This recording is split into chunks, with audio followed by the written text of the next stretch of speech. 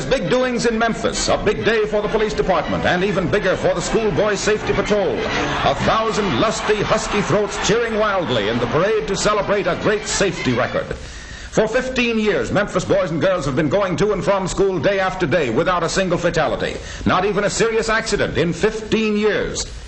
Credit for this great record goes to the traffic monitors, members of the schoolboy patrol system, like this one, who guard the thousands of crossings before and after school. He always looks both ways before crossing the street, and then goes the safe old saying one better by blowing his whistle and pushing the button too. Another monitor warns approaching traffic of the lights, which by this time have all turned red.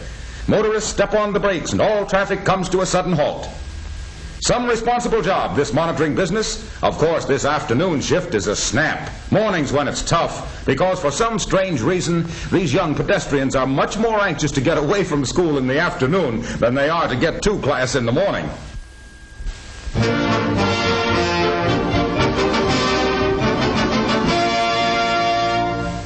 For sale, one horseless carriage with 4-man top and whippletree, tires good as new, except for a little rust. What'll you offer? But say, no fooling, there's big news going around Chippewa County in northern Michigan. For old Joe Williburton finally sold his last pair of geldings, then traded his Sunday go-to-meet in Surrey for a snappy new 1939 motor car. Hot ziggity, boys, ain't she a dandy? Gosh, all fish hooks, better get going and show the missus. Get up, Geraldine. No, not that way, Joe. Here's the get-app right here under the wheel. And see there, it's just as easy to work as it used to be to the old team. Now, Geraldine was a fine old nag. Dependable, economical, and durable. But Geraldine was never like this, in spite of all her great features. Remember how she used to falter now and then on the old Pine Tree Hill? Poor old Jerry. She was usually pretty speedy, too, but after all, only 1 horsepower. So even old Joe Williburton finally gets around to putting his horsepower under a hood. There'll be no holding him now, except, of course, when... Doggone these farmers anyhow. One side there, friend. Here comes, and there goes Kid Williburton, the new Chippewa County Flash.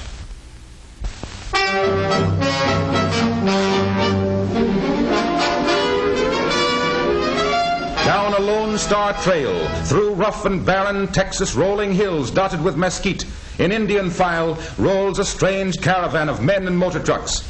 Red flags flap in the hot, dry, sun-scorched breeze, flapping a warning of danger. A strange caravan indeed. Man-made camels pause for gasoline, though like real camels, they too go days without water. As cargo, these trucks carry 700 quarts of soup. Extra strong soup, as a matter of fact, for in addition to being called soup, it is also known as glycerol trinitrate, or more simply, nitroglycerin, the most powerful known commercial explosive in the world, nearly twice as strong as dynamite. With such a cargo, it's easy to see why the drivers are never bothered with hitchhikers. The boys don't work too fast because they always remember that famous old saying, try to be the oldest soup handler in the business, not the fastest. And even so, at any speed, it's too fast for most folks. For about 2/3 of a cup of this soup could blow the average house, barn, or garage somewhere into the middle of next Thursday. The full 700 quarts going off at once probably wouldn't even leave anybody around close enough to hear the boom. That's why they dip it in oil before loading the casing.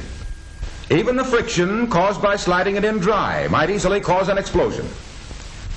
Careful, boys, it's bad luck, you know, to stumble with one of those loaded casings. Into the last one goes the time clock bomb, set to explode in exactly 1 hour. They allow a full hour because the casing may get stuck on its way down. And if it does, they'll have to get it loose, pull it all the way back up, and disconnect the clock again before it sets off the time bomb. An hour for that job is none too much when you're playing with 700 quarts of nitroglycerin. Down, down, down it goes, 4,000 feet into the earth. 1 hour later, there's a sharp click in the ground underfoot. Tons of oil which were poured into the well to hold down the charge begin to bubble, then foam, then roar skyward. Then comes the gas, raining rocks through the steel rig with all the clatter of 100 machine guns. Success! But even before the roaring gusher is capped, motors begin to sing again, and the strange caravan heads off across the Texas plains on its way to the next job.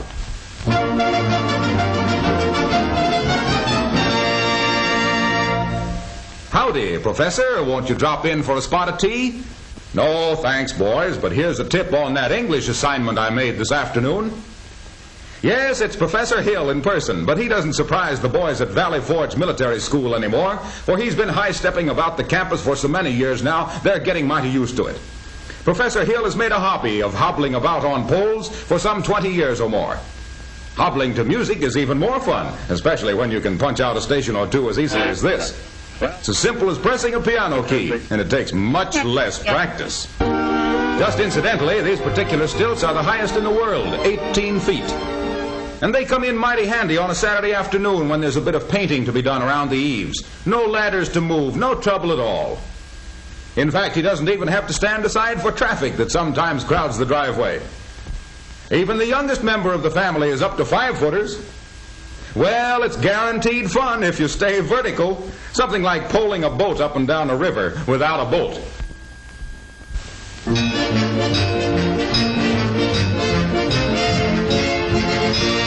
Fire, by cracky, and in Flatfoot Flossie's stall. Call the wagon. What? No fire? Nary a spark. Just Flossie herself enjoying her evening pipe and that famous storybook about the cat, a fiddle, and one of Flossie's ancestors. Hi diddle diddle, don't stop to fiddle. Come on out, Flossie, and stir up a little buttermilk. So these are the dishes that ran away with the spoon. Well, Flossie would rather munch ginger snaps than jump over a moon. And she always likes to let her dinner settle a bit before exercising.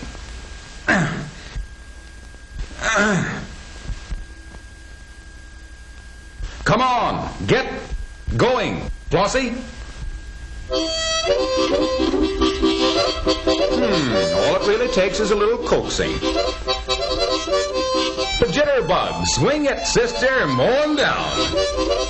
And oh yes, Flossie can also do the conventional thing, give milk, although she still hasn't learned how to sit on the little bottles.